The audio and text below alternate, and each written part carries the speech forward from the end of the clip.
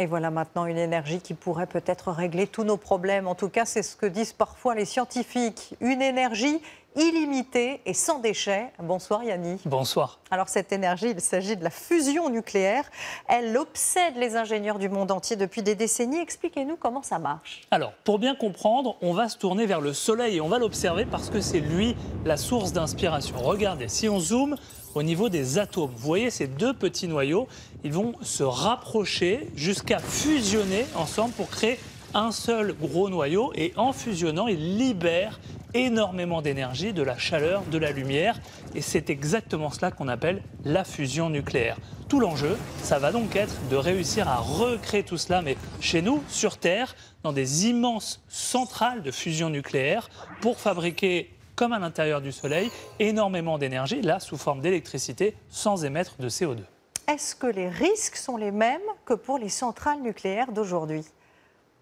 Alors, c'est très différent. Regarde, dans les centrales actuelles, on n'utilise pas la fusion, mais la fission nucléaire. Concrètement, on va casser un gros noyau d'atomes qui libère de l'énergie, ça va casser un autre noyau, et ainsi de suite. Et c'est cette réaction en chaîne qui peut s'emballer si on perd le contrôle et potentiellement causer un accident, voire dans de très rares cas, une explosion. Mais la fusion, c'est autre chose. Car dans leur état naturel, les noyaux ne veulent pas fusionner entre eux, ils se repoussent. Et donc pour les obliger, il faut ajouter énormément de chaleur, 150 millions de degrés, et une gigantesque pression de plusieurs milliards de tonnes, et là, ils fusionnent.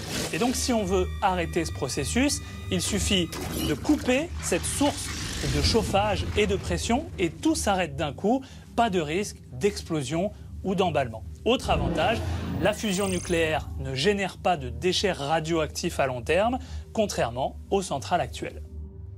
Yanni, face à tant d'avantages, on peut se demander pourquoi une telle technologie n'existe pas encore. À quand la fusion ? Eh bien, ça n'est pas pour tout de suite. Venez voir, vous allez comprendre pourquoi. Le problème, c'est qu'atteindre de tels niveaux de chaleur et de pression combinés, c'est très difficile. Alors, deux pistes sont explorées.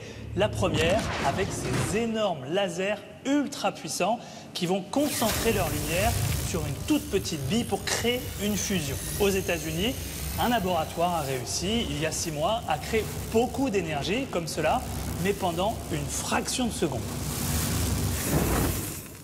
Autre projet en construction en France, cette fois le projet ITER, cet énorme anneau qui est en fait entouré d'aimants gigantesques qui vont créer un champ électromagnétique pour pouvoir comprimer les atomes qu'on va ensuite chauffer.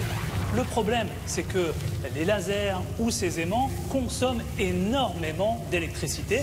Il faut donc réussir à produire plus d'énergie que celle qu'on va utiliser. Et ça va prendre encore beaucoup de temps. Les scientifiques espèrent y arriver à l'horizon 2050.